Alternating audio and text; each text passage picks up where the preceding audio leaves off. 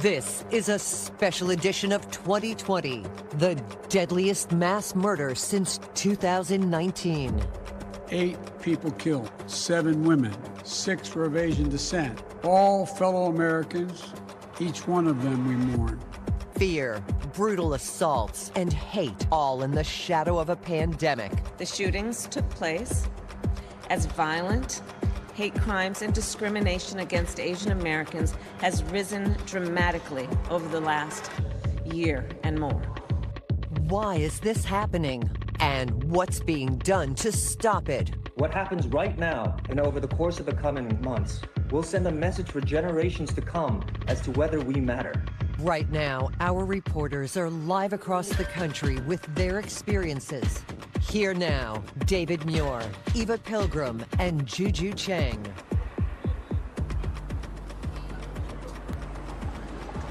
Good evening and welcome to a special edition of 2020, Murder in Atlanta.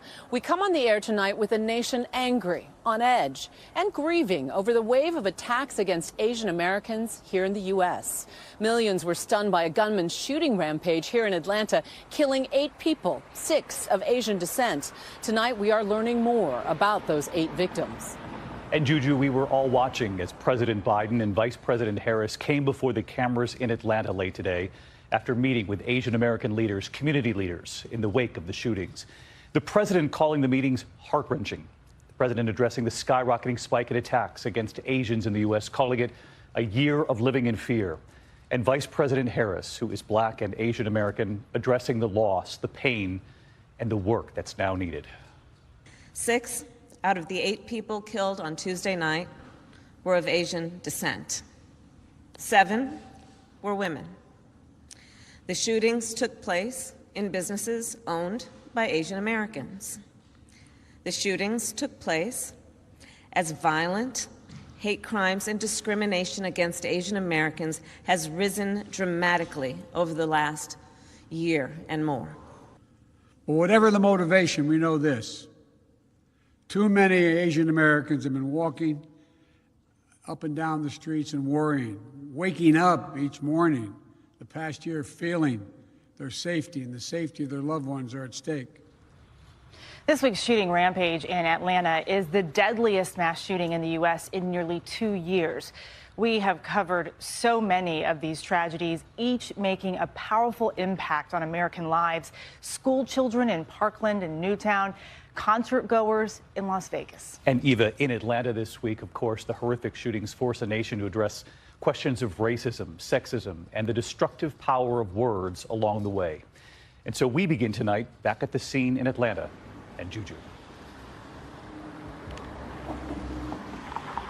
David, this nightmare chain of events began unfolding in the Atlanta area on Tuesday night. The gunman opening fire at one business, driving 30 miles to target victims at 2 other businesses, including here at Gold Spa behind me.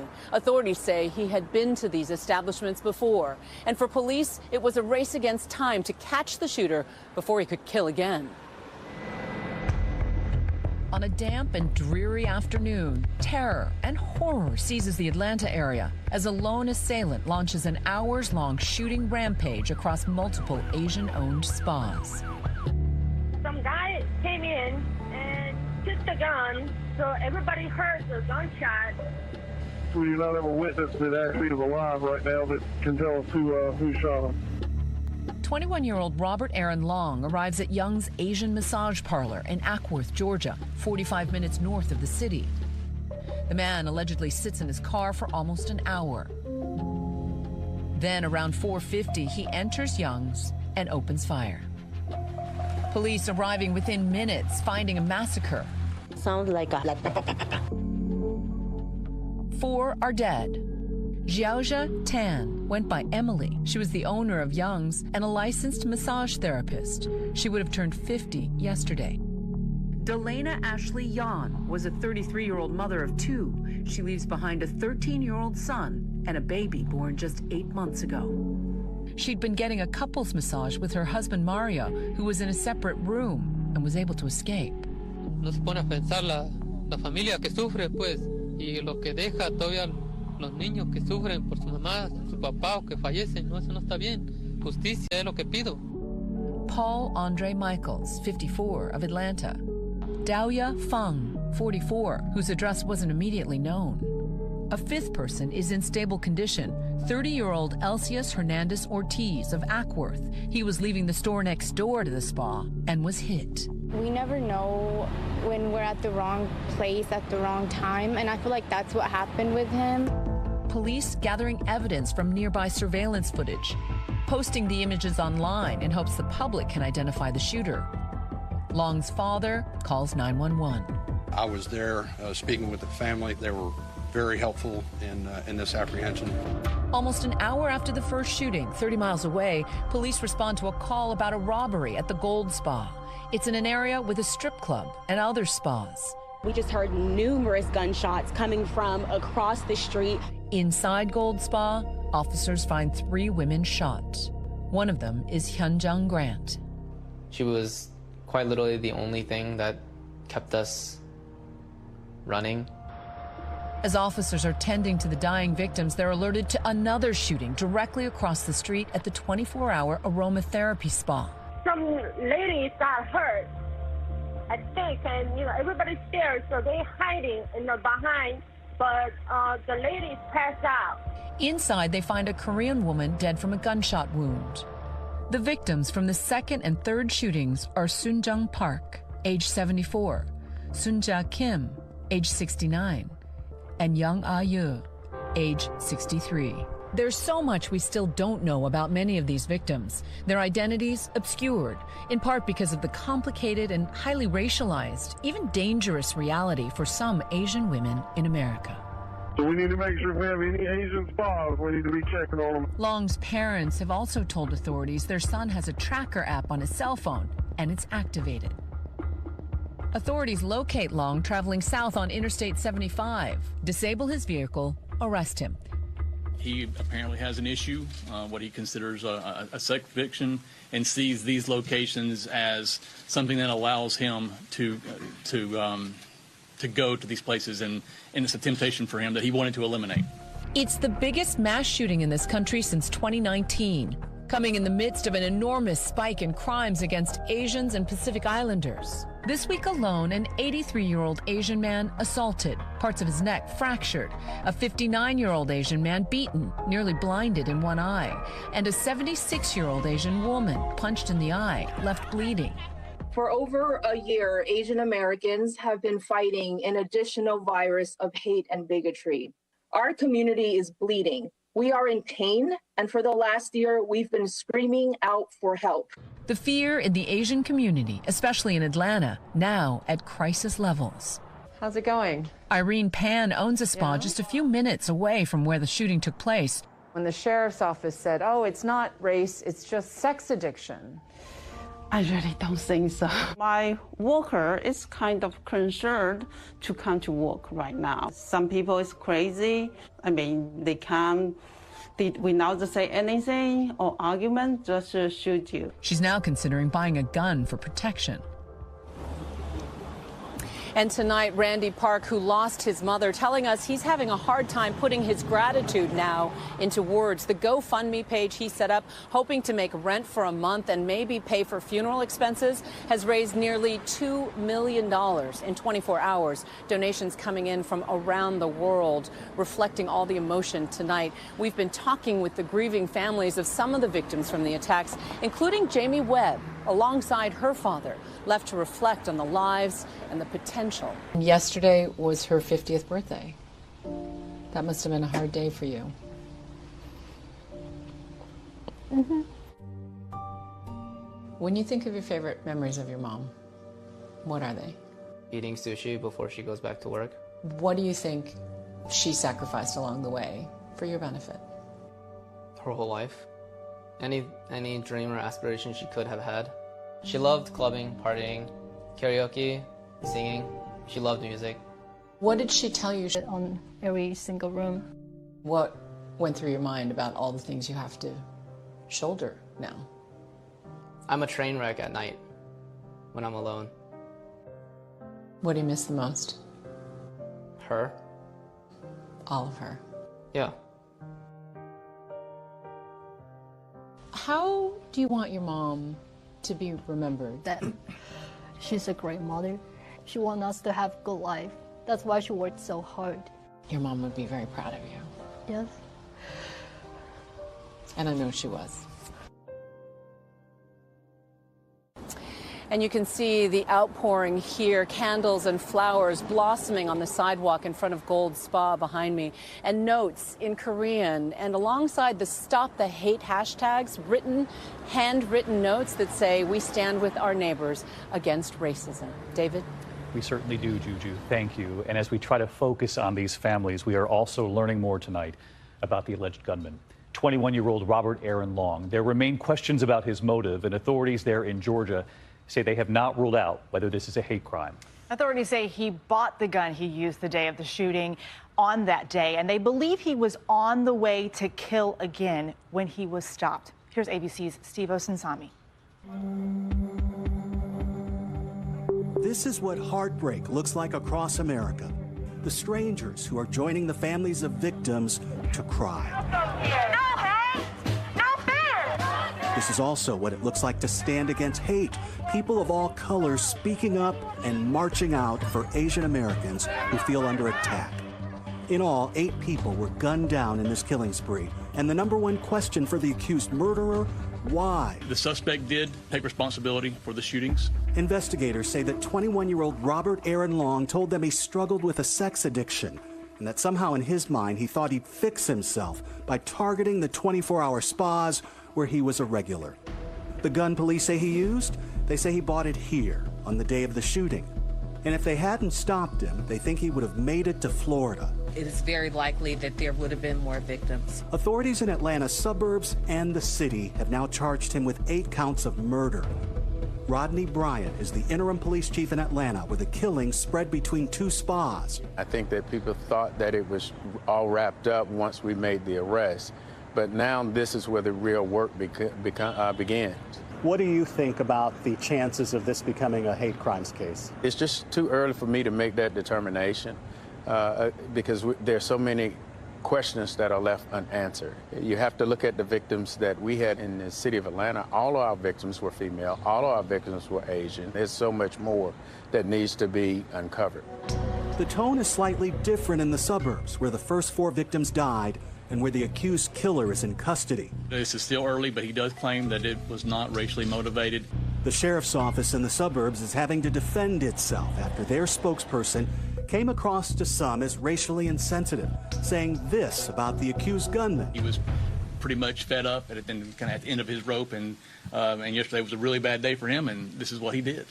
After that, it was a bad day for the sheriff, who removed this police captain from briefings on the case. It didn't help when people discovered this now deleted Facebook post by the same captain, telling his friends to buy T-shirts that say COVID-19 imported virus from China. It's the same type of message against Asians that people in the streets are trying to fight. Here in Atlanta, authorities say they get it, and there's lots of work to do. It frightens Asian Americans, not just here but across the country. I mean, people are scared. We recognize the concern and the pain that they're going through. We're here to make sure that this doesn't fall through the crack, that we not miss one stone as it relates to investigating this case. Moments from now, Senator Tammy Duckworth and her concerns about crimes against Asians going unreported. The Chinese virus. Kung flu. The Chinese virus. It's got all different names. Wuhan. How his racist words are linked to violence against the Asian community. Then, the on-court experience that made basketball star Jeremy Lin speak out. He joins us with his story.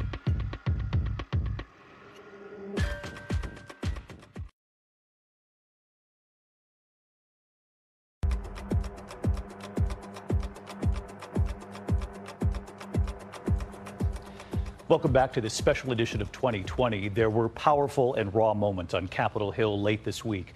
Testimony about the rise in hate crimes and discrimination against Asian Americans.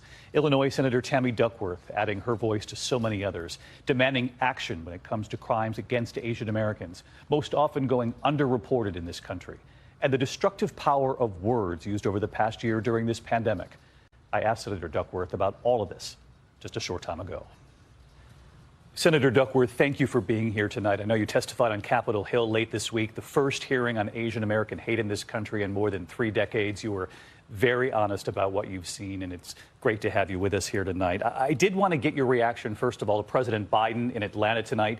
He said words have consequences, that this should be called coronavirus, full stop.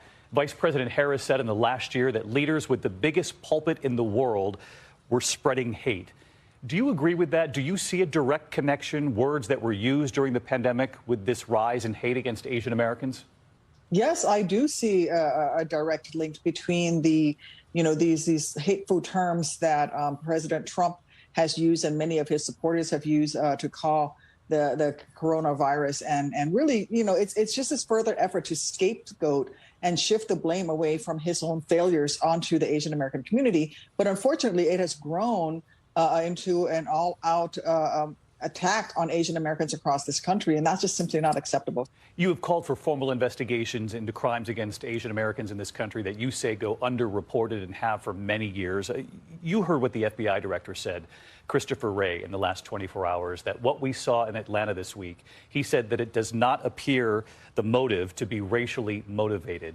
Do you agree with him on that point? Is this bigger than that? I think it's too soon to know exactly what the motivation was in Atlanta. I will tell you, though, that the issue is much bigger than the shootings in Atlanta. We have seen that race crimes, hate crimes against Asian Americans have risen by over 150% in the last year alone in our major cities. I wonder if you took note that we heard from both President Biden and Vice President Harris that whatever the motivation, they seem to put that right to the side today in addressing the American people, that this is bigger than that we must acknowledge that Asian Americans over the last year in particular, the president said, wake up in fear of verbal attacks. It talked about the attacks on Asian Americans, both verbally and that some have been physically attacked, have been killed, that this is real, and that regardless of what we've seen just this week in Atlanta, and however this is labeled by the local authorities ultimately, that we must have a bigger picture here about what's going on. Very much so. I think both the president and the vice president were right on point there to say that this is a bigger trend in the nation and that we have to stop it. And as leaders, we must make it clear that race crimes and hate crimes against AAPIs are not acceptable. They're not acceptable against anyone, but that there is a real problem here where an entire community of Americans have been targeted and scapegoated. And I think that's a key word there that the president used, scapegoating, because that's exactly what has happened to Asian Americans throughout our nation's history. I'm curious, Senator, we heard from that brave son here. He and his brother left without their mother, Hyun Jung Grant. His name is Randy. He penned a letter about his mom saying she is a single mother who dedicated her whole life to providing for my brother and I. She was one of my best friends, he said, and the strongest influence on who we are today. I'm curious, how do people watching who feel for that son, who feel for all of these families here, and who want the hate to stop, and are wondering at home tonight, what can I do as a lone American? What would you say to them? What I would say to them is stand up and speak out when you see instances of racism happening. You have to call out bad behavior instead of turning the other way. We've had Asian Americans attacked in public places and no one comes to their aid. No one comes to their rescue. It happens on a daily basis. Somebody makes racist comments in a grocery store. My own mother, when she goes grocery shopping, sometimes has to endure racist comments, from other shoppers. And the people around them may hear but say nothing. So, every individual can make a difference. You can teach your children that these are racist terms and this is not acceptable. You can model the best behavior and call it out when you see it happening, because it's happening all over the country. Hopefully we've started that conversation here tonight. Senator Duckworth, thanks so much for taking the time for us. Thanks for having me on. Senator Duckworth with us tonight, making it very clear everyone has a role to play, and she really does believe that Americans are not powerless in this moment. And that we can all play a role to call it out and stand with our neighbors. Such an important message, David. And President Biden delivering that powerful message in Atlanta earlier tonight, that words have consequences, reiterating this is the coronavirus, full stop. President Biden saying the use of hate words and hateful acts must come to an end. Here's ABC's Zareen Shah. condemnation of the recent rash of anti-Asian violence from President Biden and Vice President Harris, the country's highest-ranking Asian American official. A harm against any one of us is a harm against all of us. Saying hateful words and deeds against fellow Americans must stop. We cannot be complicit. We have to speak out. We have to act. A call for action during the nationwide rise in COVID-fueled attacks on Asian Americans. Videos like this sparking outrage. The senseless death of 84-year-old Thai immigrant Vichar Ratanapauti knocked to the ground while on his morning walk, spurring many to stand up against anti-Asian hate. Seeing these elderly Asians just being attacked viciously, I really was paralyzed. Actress Olivia Munn says her friend's mom was attacked, captured by surveillance cameras. We've been hearing about these attacks for a long time, and especially during the last year when the pandemic was weaponized against Asian Americans. While not all attacks have been physical, the weaponry of xenophobic words can cut just as deep. Asian piece of Oh my God.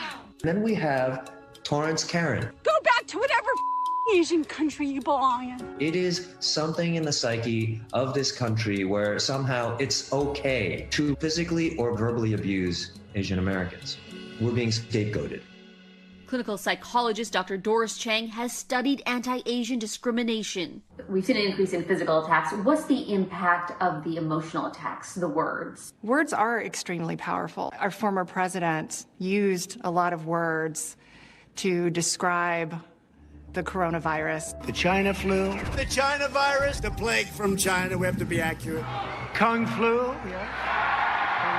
Unapologetically, he helped to stoke the fires of anti-Asian violence. You know, the reality is it reinforces a particular association between the virus, something deadly, with a group of people. And language of hate, it seems, begets the violence. Anti-Asian violence is up about 150% in major U.S. cities. And according to an NYU survey, 34% of Asian Americans say they've been victims of verbal abuse since the start of the pandemic. 24% cite workplace discrimination, and 16% say they were spit at. 4 out of every 10 Asian Americans has had one of these experiences directly in the past year. It shows how underreported these acts of violence and discrimination are.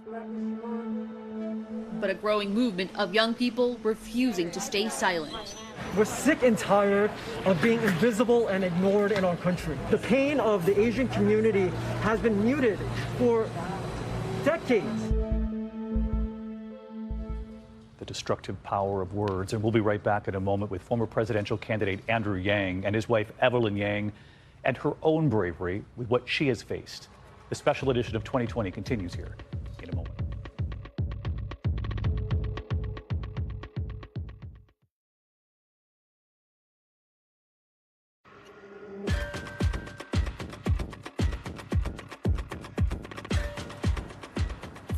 And welcome back to our 2020 special, Murder in Atlanta. Former presidential candidate and current New York mayoral candidate Andrew Yang is also addressing the mass shooting in Atlanta and the rise in Asian American attacks across the country. His wife Evelyn today tweeting about the intersection of race, misogyny, and rape culture and the backlash she faced when revealing her own sexual assault. Evelyn and Andrew Yang joining us now. And Evelyn, thank you both for being here, but I want to start with you, if I may. You recently tweeted that the fetishizing of Asian women is real, and you've spoken out as a survivor yourself. Why is this such an important topic for you? Well, thank you, Gigi. Thanks for having us today. You know, the shooter targeted Asian American women. And of course, hits very close to home. You know, when I came forward about being sexually assaulted by my doctor last year, I was not expecting the racial element that I experienced, but I wasn't surprised. You know, I got some comments that were racially charged, like you wanted his egg roll, and things, other comments that were honestly much worse than that I can't even speak. And I think that the problem here is this stereotyping of Asian women that is harmful because it implies fault on the part of the victim. So Asian women are either too submissive and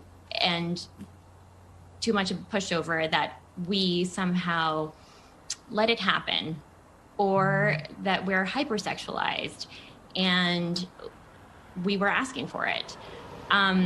These are two just very toxic, obviously, elements to these stereotypes, but they're also barriers to Asian women coming forward about sexual assault when, culturally, it's also less likely that Asian American women come forward to begin with. And I think when you look at... Right. I know you both have fought against the cultural tendency towards silence. Andrew, you have been such a staunch ally for your wife throughout her ordeal. How can men be allies in this fight? Well, men have to speak up when we see something in terms of misogyny or mistreatment of women. And certainly if there's a woman in our life that is being subject to some form of abuse or harassment.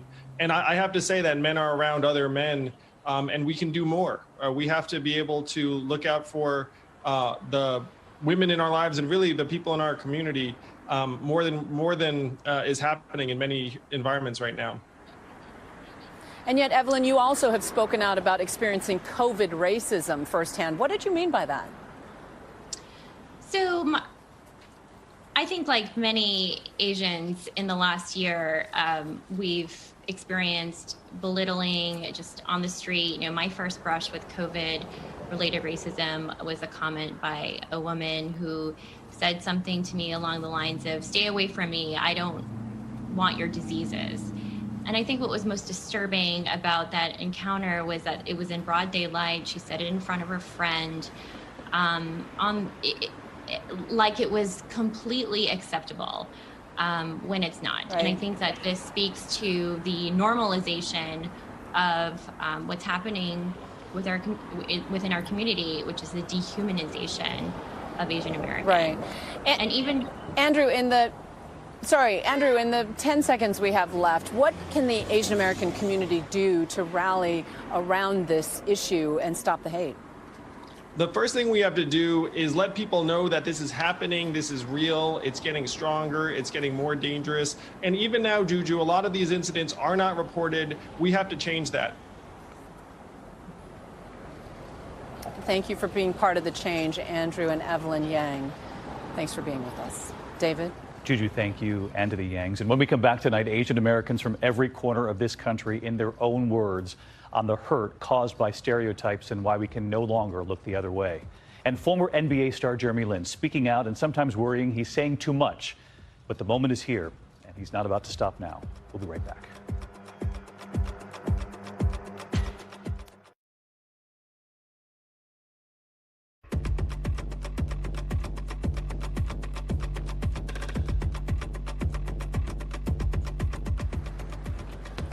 And welcome back to this special edition of 2020.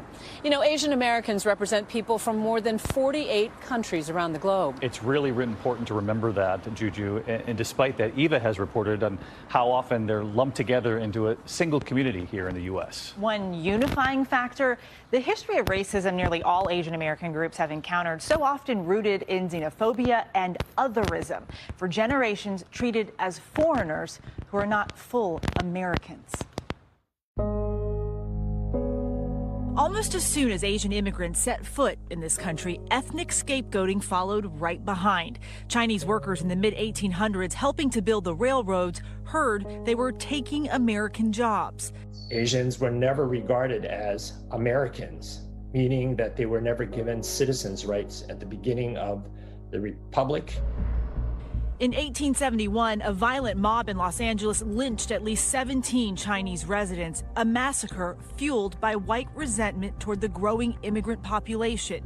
In 1882, the animosity led Congress to pass the first and only law restricting an ethnic group coming into the country, the Chinese Exclusion Act. It lasted until 1943.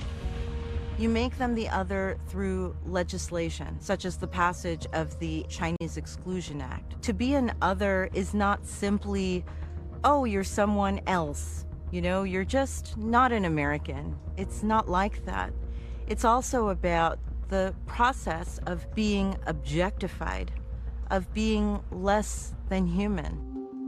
Soon after, what many consider one of the most shameful moments in American history, Japanese Americans treated as the suspect enemy in their own nation, placed in internment camps during World War II. 2/3 of those Japanese Americans were U.S.-born Americans, and they were forcibly relocated and incarcerated without due process. For decades, Hollywood has both reflected and reinforced portrayals of Asian Americans as perpetual foreigners, from Breakfast at Tiffany's to 16 Candles. What's happening, hot stuff? Turning racism into laughs. When you see nothing but that clownish, that buffoonish image, that implacably alien image constantly being painted on our faces, then it's so much easier to not think of us as human. But of all the racist stereotypes, some of the most insidious are those that hypersexualize Asian women, frequently portrayed as sex objects, like in Austin Powers. Austin Powers is very sexy. Or the submissive women in massage parlors, like in Rush Hour 2. Oh my goodness. Asian women as the focus of the Western male gaze is nothing new, playing out in real life with the U.S. military in Asia fueling sex industries that exploited Asian women. But it's this scene from Full Metal Jacket that has permeated American culture like few others. Me love you long time. Those words used repeatedly in movies like The 40-Year-Old Virgin. Me love you long time. And TV shows like South Park. Me love you long time. Those are the lines that people remember, and it haunts us. Images have power. Stories have power. Activists say the toxic mix of racism and misogyny in these portrayals influence the way Asian women are treated in society. When you think of humans as objects and when you erase their humanity, then it is no surprise that our lives are seen as worthless. In this year of racial reckoning, AAPI activists say the attacks must end, and that starts with stamping out the underlying conditions of otherism and racism that feed violence. Racism and xenophobia are national problems. The only way to survive this pandemic, the only way to survive these violent attacks is to work together and recognize our common humanity. And so many voices have been speaking out about the spike in Asian American attacks. One of the most vocal, former NBA star Jeremy Lin. Jeremy Lin joins us now. And Jeremy, I know you started speaking out because something happened to you on the basketball court. Tell us about that. For me, I was just playing and was called coronavirus during a game. But, I think that was just kind of a microcosm of everything that has been happening, the rhetoric from the previous administration. And again, a lot of these microaggressions or things that you guys have been talking about just now in the video. And it's starting to come out in different ways. And what I went through was just verbal. It was just a verbal thing. And I'm not saying that that's okay, but I'm saying what we're talking about and what we're seeing right now are physical acts of violence. We're seeing lives being taken, and it's not okay. And we cannot say nothing or do nothing. We must speak out, and that's what I plan on doing, and that's what a lot of other people are doing right now as well, which is encouraging.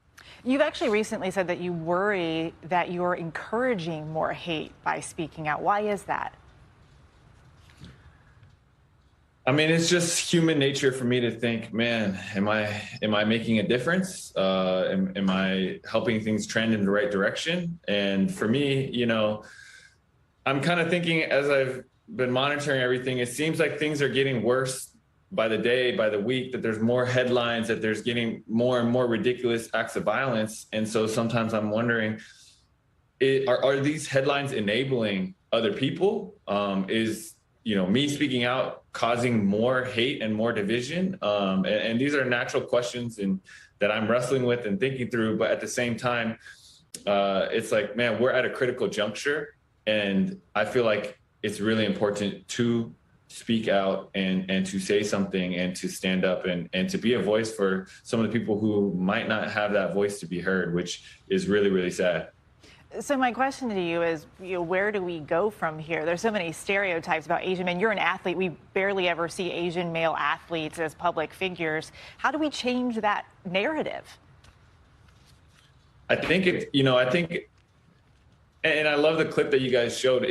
We're able to see that as multi-generational and systemic, right? So this is not something that is going to change overnight, and this is not something that is going to happen easily. This is going back even to the railroad. If you look at the railroad, you know, Asians built 90% of it. And then when you think about the way that it was marketed, or the pictures at the very end, when they finally put the last pin in and they nailed it down and all this, and there's no Asians to be seen in the photographs and the media and the marketing. And then it goes from there, and you see the Exclusion Act and the Japanese internment camps and different things like that. This is a long, deep rooted issue. But what we can do right now is just to talk and bring awareness around it. And I think at the very least, if anything, by talking about it, more people will hear. There will be more accountability.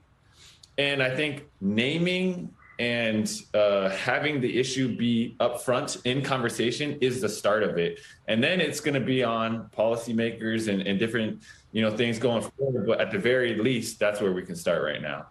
And Jeremy Lin, people just want to be seen. That is definitely the message. We appreciate you being here with us tonight. And David, he portrays such an important image for people to see that is so against the stereotypes that everyone has of Asian men. No, and I love that conversation. I mean, so brave and candid about the power of his own words, wondering if they'll have impact. And I hope that we can just tell them that they are, and they're more needed now than ever. That was really great, Eva. When we come back here tonight, the stories from all over this country, the attacks happening in big cities and in small towns, and our local ABC reporters are standing by with what they've witnessed in their own communities. This is powerful and eye-opening, and we'll be right back.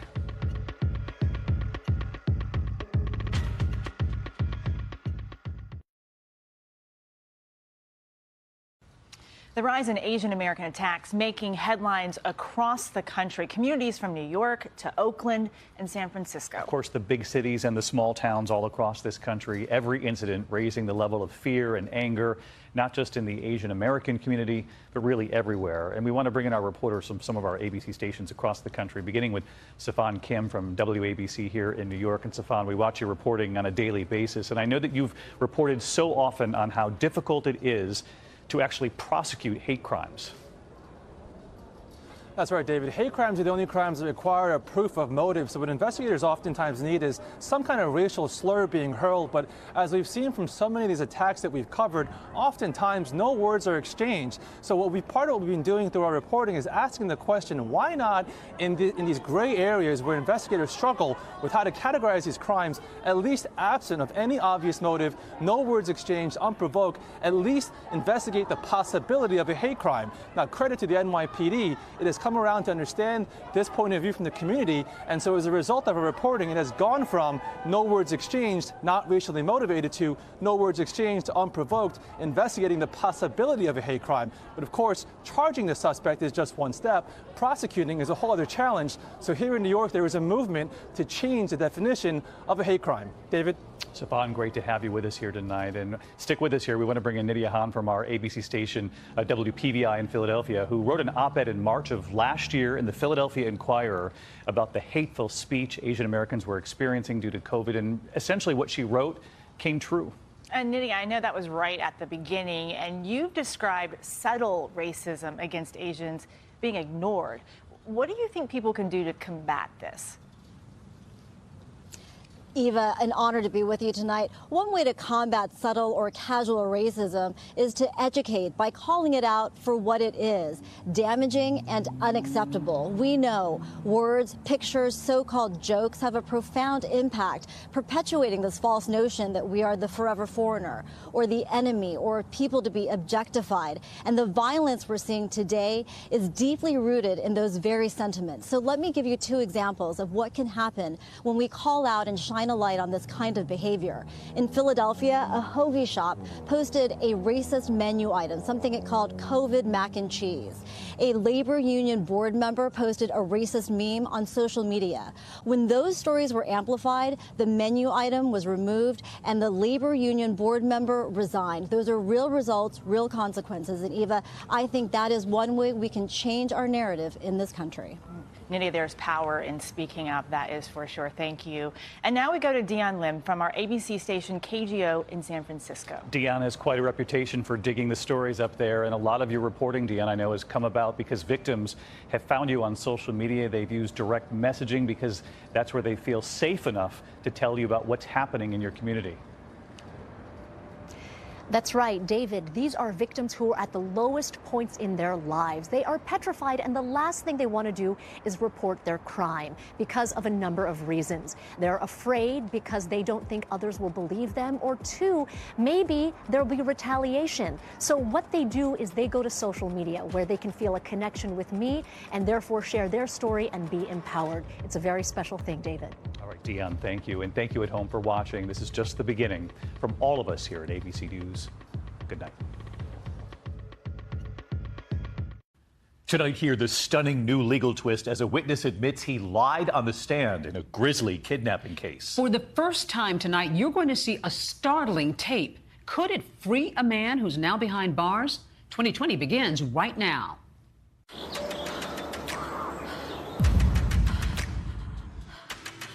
Somebody has my daughter. They have kidnapped her. Please get everybody in the community out there.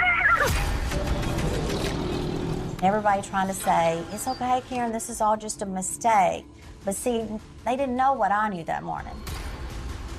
Nursing student Holly Bobo, last seen being dragged away from her home by a man in camouflage. She said, stop, stop, stop, leave me alone, stop. But she never called out his name. Just hours after Holly Bobo disappeared, more than 400 people turned up here to search these woods. This is the Tennessee River. On its western bank is Decatur County, a patchwork of sparsely populated farms, dense woods, and neighbors who look out for each other. It's a rural county with a cute little small town, Parsons. Very close to the Tennessee River. A lot of cattle farming and crop farming. Hunting, fishing, boating. People that like to live out in the country, they have some animals or some horses. There's not a lot of industry in Decatur County. I started to say it might be compared to Mayberry, but it's nothing like that. We do have crime just like every other town in America, but we are rural.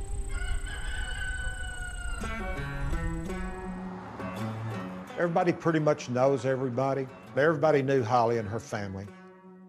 20-year-old Holly Bobo came from a loving family. She lived with her mother, Karen, father, Dana, and her older brother, 25-year-old Clint, in a home her dad built with his own hands. It was your typical little single story, 3 bedrooms, kitchen was in the middle kind of, and then a little small living room. And they had a carport there, which is a 2-car carport to the back of the house. They're typical middle-class, hard-working country folks. Holly's dad, he had an excavating business, and her mother was a school teacher. Holly and I were very close, and we were about 5 years apart. Holly was raised like my little sister, and Clint was like my little brother. We were always growing up together. We just lived in our own world, 2 kids in college. We had our church family, our family gatherings, went to the movies together, rode 4-wheelers together, rode horses. The Bobo kids grew up with a sense of caring for their community. Clint is studying to become a social worker, and Holly is attending nursing school.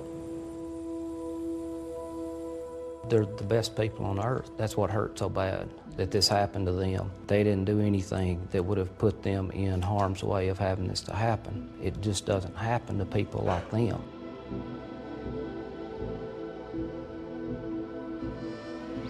It was just a normal morning like anything else. Dana gets up first and gets ready. Well, I usually go out and feed the dog. Dana says Holly is already up, studying for a big test later that day. I asked her if she needed any money, I think, for gas or whatever that day. She said, yeah, and I left her some money on the bar. I left out my regular time, 5:30 or something like that, and went on to work. Karen wakes up a short time later. So I went on about my business, getting ready. Thousands of people will come to this small town, all asking the same question. Where is Holly Bobo?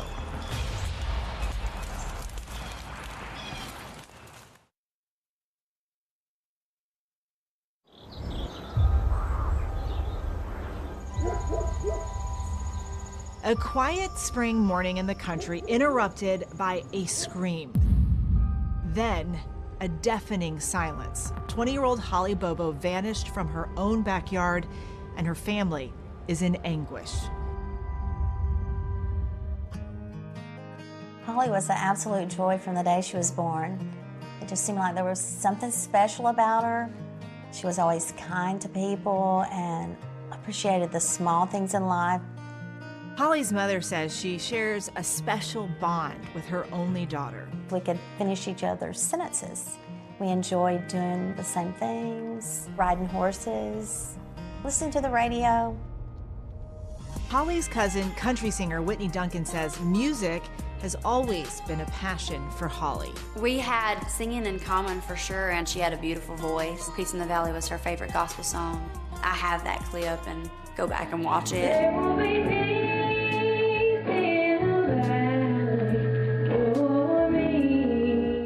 Following graduation from high school, Holly has her eye on the future, studying hard to become a nurse.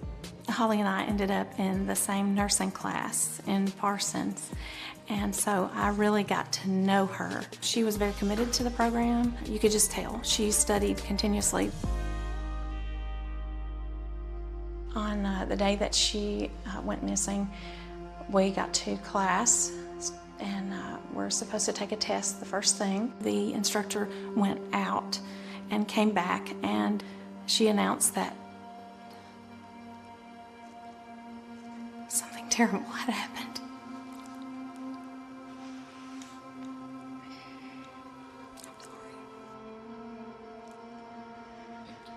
And so we immediately dispersed, went to the area, started searching.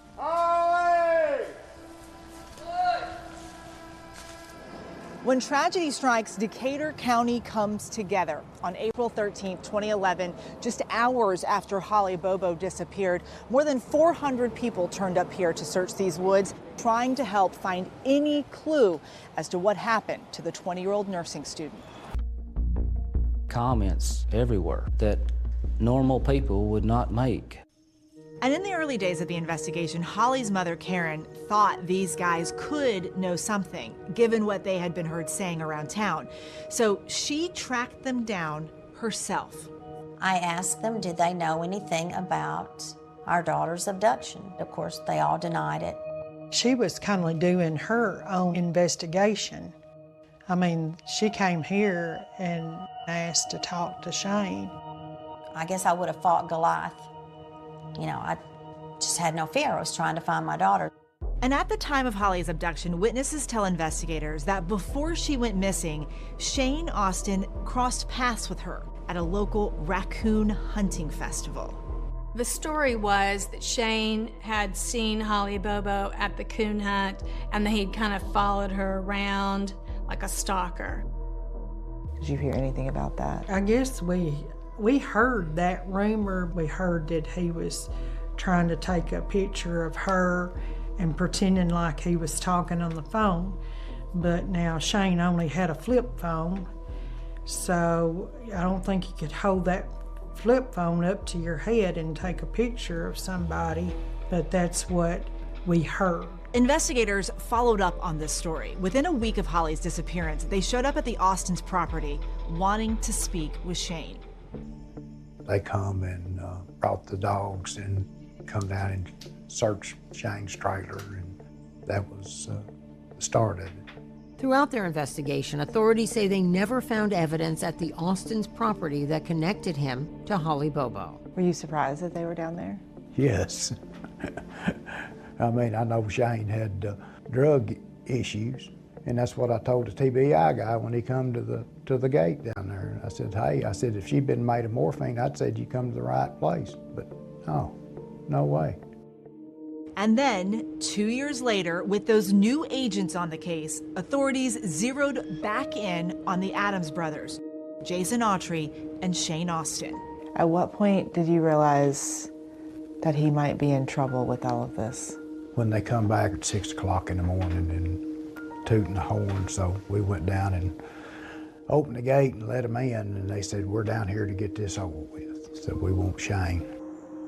That's when they wanted to know where the body was at.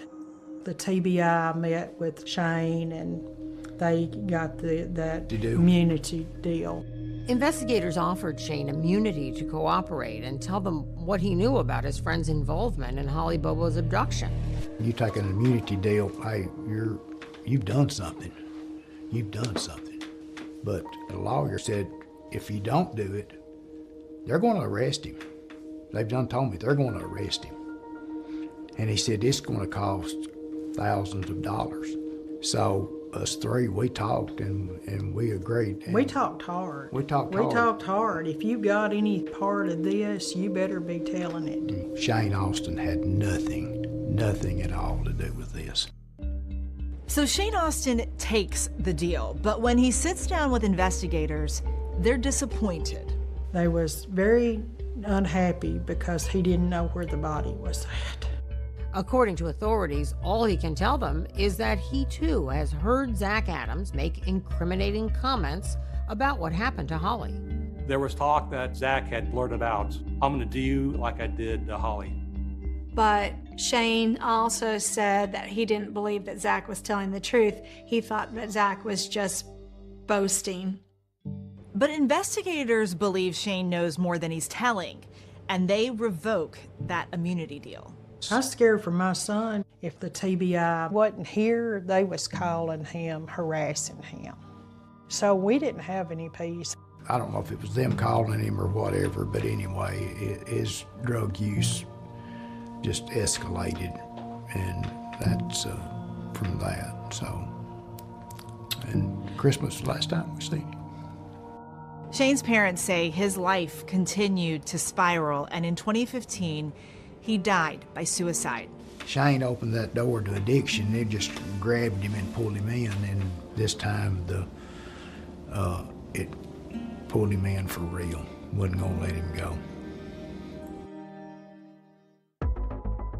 Authorities have lost one cooperating witness, but they're about to get a new one. That's true. You ain't gonna be scared of nobody now. Ain't no reason to be scared of nobody. Could what he has to say finally explain what happened to Holly Bobo?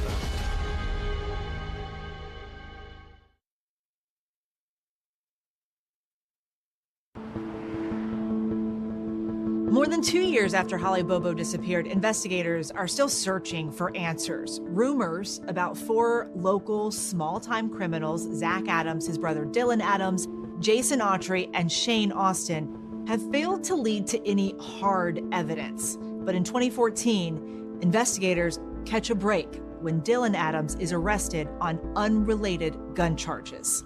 The Decatur County Sheriff's Office receives a shocking phone call. The caller is Dennis Benjamin, telling them that Dylan Adams, still in his custody, has just confessed to taking part in the kidnapping and murder of Holly Bobo. Just have your seat right there if you don't mind. Dylan Adams is brought in to speak with TBI agents, and through halting one-word answers, he tells them that he, Zach Adams, Jason Autry, and Shane Austin committed the crime together. You came forward to Dennis and told him some things that are above and beyond what you've ever told me or Brent about this case, right? Yes, sir. Okay. Describe what was she doing, what did she look like, what was she wearing? She had long pants on, pink shirt, things like that. Okay. Dylan says that all 4 men sexually assaulted Holly at Zach's house. And now you're saying that Shane Austin is sitting there. You're sitting there. Jason Autry is sitting there. And Zach. Is there anybody else involved? Was Holly Bobo kidnapped?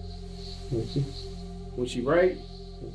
Raped by you? I just see someone being bullied into saying something they didn't do. I think that he was just trying to get through it. You withheld information. That ain't how this works. He was in a federal holding facility for almost 2 years. The TBI agents there pounded him, and he never, ever once said, I raped Holly. And then he's moved to this Dennis Benjamin's house, and suddenly he's raped Holly. We attempted to contact Dennis Benjamin, but we were unable to reach him. She was shot in the back of the head. How did that happen? How much blood was on the floor? What was ever done to clean that up? Well, I know just the rag. After hand, I don't know. Armed with Dylan's confession and a search warrant, investigators go to Zach Adams' house looking for any physical evidence to corroborate his story. They come to the door there and asked me, said, you want to unlock it or you want us to tear the door down? And they knocked a hole in it to see what was back there, I reckon. Tore the fan down as they was tearing the floor out. They used my pick and things to tear this out with, but they cut it out with a saw. And the story was raping her and attacking her in the house. Well, they pulled up floorboards, they DNA tested all the couch and the bed and everything, never found it, nothing. We reached out to the TBI and they declined to answer specific questions about this case. In my heart of hearts, I know my boys, they're drug addicts. They're not murderers. But despite a lack of evidence, authorities believe that's exactly what they are. Zach Adams, Jason Autry, and Dylan Adams are eventually all indicted for murder. Decatur County Grand Jury handed down indictment of especially aggravated kidnapping and first-degree felony murder. With all 3 heading to trial, the state announces that it will seek the death penalty, and Jason Autry proclaims his innocence. He took her, he raped her, killed her, he covered it up, he bragged about it, and he almost got away with it, but he didn't, because we're here now. He did not murder Holly Lynn Bobo. He did not kidnap Holly Lynn Bobo. He did not abduct Holly Lynn Bobo. He did not rape Holly. And do you remember? Karen Bobo knew the man, now accused of killing her daughter when he was just a boy. Did you know Zach Adams? I had Zach in the 4th grade. I was his 4th grade school teacher. The very first day, you have Holly's mother basically fall out on the stand during her testimony. Take just a minute, I'm feeling sick. Let's take the witness test. I want everyone to remain with me while the jury files out, please. Oh, got a nurse. Holly's father also testifies. What day did you give up hope for the very first time? And about 3 years into it, give or take, the TBI come to our house, told us that was Holly had been found. That was her remains. I'm gonna ask you to look at this picture. You recognize it? Prosecutors produced the alleged murder weapon. It's a .32 caliber revolver witnesses claim was owned by Zach Adams' friend, Shane Austin, and it was recovered in a drainage ditch just months before the trial. We located a metal object that was later identified as a revolver. A parade of no fewer than 9 witnesses testify that over the years, Adams, often while on drugs or in jail, made incriminating statements. The prosecution and defense each call a cell phone expert. Both agree Adams and the other suspects' phones did not hit cell towers near the Bobo home at the time Holly was taken. At the time of this abduction, do we have any idea where Zach Adams' phone is, where Shane Austin's phone is, where Dylan's Adams' phone is, or where Jason Autry's phone is? No. The prosecution expert says it's possible Holly and Zach Adams' phones were in the same general locations later that morning, but the defense expert disagrees. In very general terms, the devices were not together at the same location at the same time during that morning. Did you kill Holly Bobo? Absolutely not. Why do you think you guys became suspects in this case? We didn't have a hard alibi, and we was local, drug users and stuff, and would it matter putting us away? I felt like they had to arrest somebody, even if it was the wrong person, which it was. As the trial continues, astonishing testimony. A witness you might think would be the last person to believe Adams is innocent. I looked at Zach personally a total of 2 or 3 times. Whenever the last one was over with, I stopped looking at him. And a stunning courtroom appearance. That former suspect with a theory of what Holly's killer was thinking. You gotta hide it, and if you kill it, what you gonna do with it? Terry Britt, the man investigators say they cleared, is about to take the stand.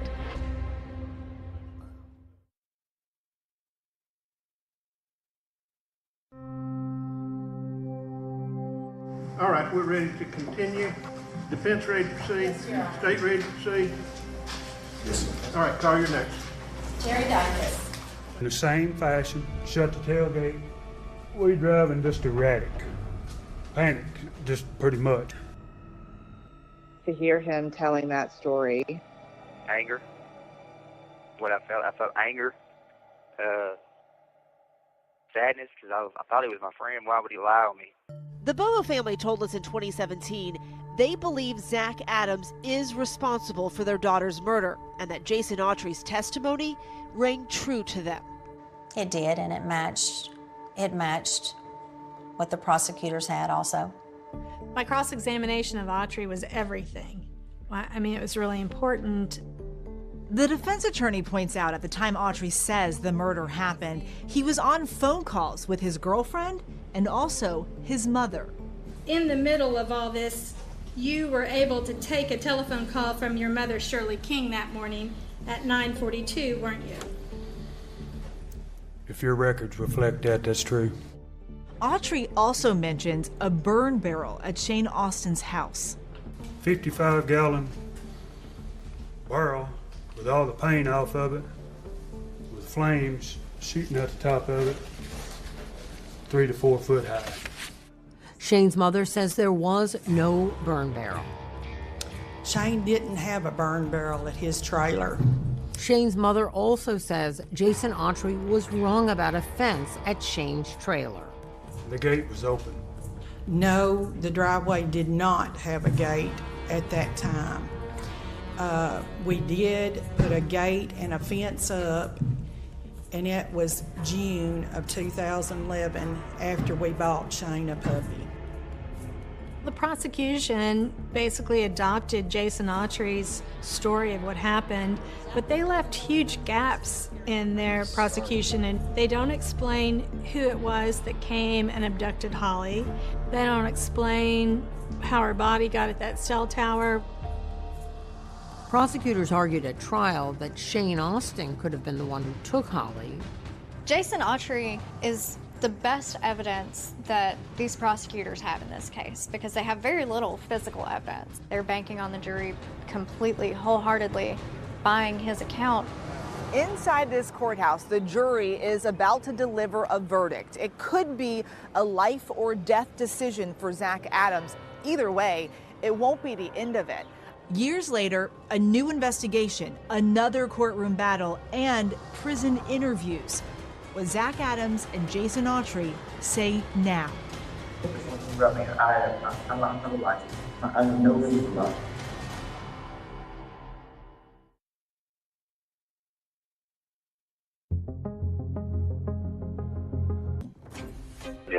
Yeah. So people were skeptical. What do you say to those people? He said the person was what, 5'9", 200 pounds? It wasn't Jason Autry. He's 6'6". Could have been me. I was 6'3", 125 pounds. My brother's 6'2", 125 pounds. The person that abducted her wasn't one of us. I mean, he didn't match the description of any of us. A flurry of legal filings beginning January 2024 lay out why Zach Adams says he deserves a new trial and why prosecutors say he does not. April 2024, a hearing at the Hardin County Courthouse. The court's going to order that the temporary order placing these exhibits under seal is to remain in effect. Adams' new attorney is there and some familiar faces, trial prosecutor Jennifer Nichols and the Bobos. Zach Adams is searching for new evidence, new witnesses. He's being helped by Katie Spurko. She's a neuropsychologist, and she's been re-examining the case against him. How did you end up involved in this case? The attorney who's representing Zach Adams, Doug Bates, is an attorney I've worked with before. What was he looking for you to do?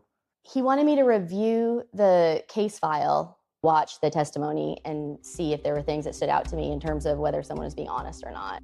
Spurko says she is now working for Zach Adams' mother instead of his attorney. As psychologists, we are trained on how to interview people to elicit accurate information. Spurko provided 2020 with interviews she recorded during her investigation. I want to know everything about you. I want to be able to look into your soul and know every single thing about you. I wanted to get a sense for what he was like, because he didn't testify. And I remember the first thing he asked me was if I thought he was innocent. And I said I didn't know yet. Do you now think he's innocent? I am so confident he's innocent. Hi, my name's Katie, and I'm so sorry to come here unannounced. I had your address and I didn't have your phone number. Spurko looked for more information about former suspect Terry Britt, who was later cleared by the TBI. She went to see his wife, Janet, who still stands by her husband. There was some evidence that came up with Terry regarding the Holly Bobo situation. I don't see how, because he didn't have nothing to do with it. There's no way he could have went and kidnapped her. He was here with me. Just because he has a record, that doesn't mean he had anything to do with it. Some of Katie Spurko's investigating has provoked a reaction from the prosecutor. In a court filing that includes an affidavit from Janet Britt, the prosecutor accuses Spurko of trying to intimidate Britt and of offering to show her confidential discovery files. Spurko denies she tried to intimidate Britt and says the only files she offered to share were public records of Terry Britt's criminal history. Zach Adams' court filings also say Spurko found a witness who claims she saw Terry Britt behaving oddly the morning Holly was taken. She said he was in a smaller truck and was kind of leaning over, had made eye contact with her and was leaning over, adjusting his body to block her view of his passenger seat. Prosecutors say Adams' attorney and Spurko have not gotten a sworn statement from that witness, which they say the law requires before it can be considered. Still ahead, the effort to free Zach Adams brings Katie Spurko face to face with the person who helped send him to prison. He said, somebody's got to pay, Jason. He said that he's going to be you. Hell no, I ain't paying.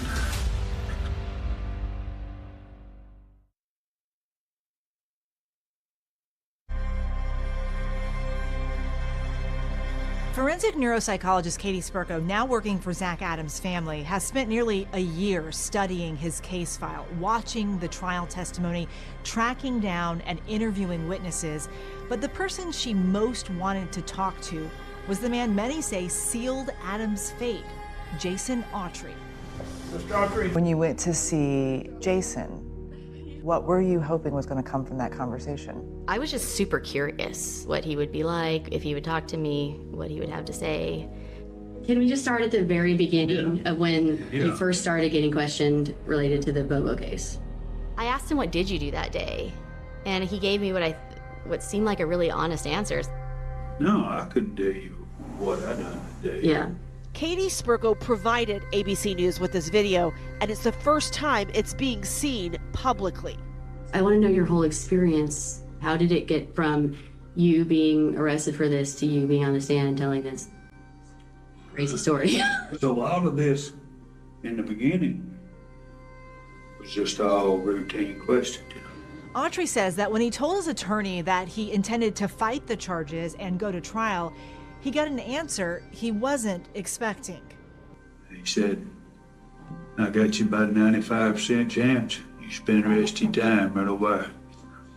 You know, what do they want? You know, I need to know what they want. What do they want from me? Yeah. I want you to testify. Straight up about it. What does he tell you? Tells me he made the whole thing up. Took the phone records and the case file and put together what he did that day to craft a story that fits in with the evidence that exists and cannot be changed. I said, well, what if I say all I seen was just a body, you know, laying in the back of the truck? It's not enough to get you out. Why would someone admit to killing someone if they didn't do it? He's sitting in jail for years. He's being told that Zach's gonna be telling a story against him, and basically it's this or the death penalty. And so under that amount of pressure, I think a lot of people would have folded the way he did. And he said, I need you to help me bury this body. And he said, that's Holly Bobo. You're an engaging witness. Well, I was trained. I could tell you were trained. I'm on the witness stand a lot. Yeah. I know. I was trained witness. Yeah. Who was doing the training? Jennifer Nichols. Yeah. Yeah, she was the boss of it all. Zach Adams' defense team made this claim in their legal filing, and we reached out to Jennifer Nichols about it. She denied the allegation, telling us that it is a false statement. The only guidance ever given to Jason Autry was to tell the truth. There was no training. That's the worst I've ever felt in my life, coming back, knowing that you just lied and put an innocent man in prison. Now he has no benefit to be gained other than morally to address the remorse. This isn't helping him whatsoever. He's facing sentencing on federal gun charges. But it's important to remember that one way or another, Jason Autry is an admitted liar. And prosecutors argue that Autry's recantation should not get Zach Adams a new trial, saying Mr. Autry's credibility was thoroughly impeached during cross-examination at trial and that the jury was aware of inconsistencies in his testimony. They also contend that Autry's testimony was vetted and corroborated. What do you think of the fact that Jason recanted his confession? I'm glad. I'm glad he's telling the truth. It's about time. I wish he would have never lied in the first place. So what does this mean for Zach Adams? Is there a chance Jason Autry's new story could set him free? A request for a new trial for a man convicted in the 2011 murder of a Holly Bobo. I mean, so I'm in here for something I didn't do, so I'm hopeful.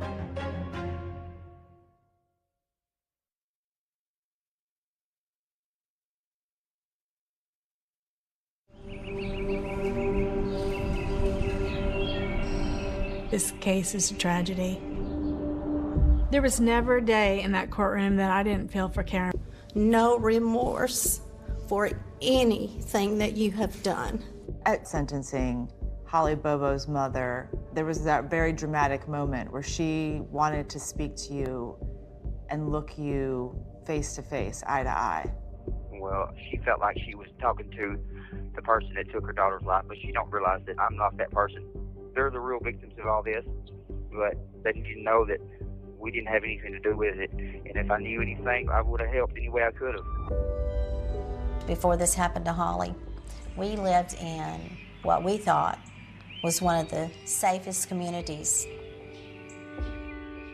The day that Holly was abducted, not only was something taken from us, it was taken from our whole county, community, and the surrounding counties. The goal was to get justice for Holly, and I feel like that happened. And obviously it didn't bring her back. There will still be sad, but there is a little peace in knowing that the people that did this to her will be in jail. But now there are questions about whether one of those people, Zach Adams, will remain behind bars. A request for a new trial for a man convicted in the 2011 murder of a Holly Bobo. Zach Adams' team will now need to convince a judge that Jason Autry's new story amounts to new evidence that would have changed the jury's verdict. Jason Autry recanted his testimony, and that would give Adams an alibi for Bobo's murder. We reached out to Jennifer Nichols, the prosecutor in this case. She declined our request for an interview, but sent us a statement that says in part, "At trial, we presented proof through 62 witnesses and 250 exhibits. The jurors heard testimony of Zachary Adams' confessions to multiple and unrelated individuals. Today, nearly 8 years after the verdicts, I remain confident in the jury's verdicts of Zachary Adams' guilt." We understood, when the trial and sentence and everything took place, that there'd be a number of events down through the years. We're going to be patient because we still are seeking justice for our beloved Holly. Holly was always about helping someone. Whatever Holly did, she put forth her best effort. And it was just in her soul to be that kind, loving, nurturing person. It's been more than 13 years since Holly's passing, and her legacy still remains. A stretch of Tennessee highway has been dedicated in her honor. And Holly's cousin, country singer Whitney Duncan, recorded a song to honor Holly. I wanted to convey a message of she's not hurting anymore. She is in a better place. But I know she's watching down and she sees everything. And she is happy.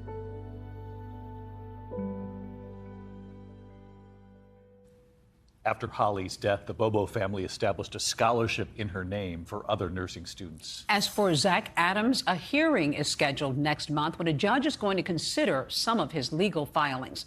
That's our program for tonight. Thanks for watching. I'm Deborah Roberts. And I'm David Muir. From all of us here at 2020.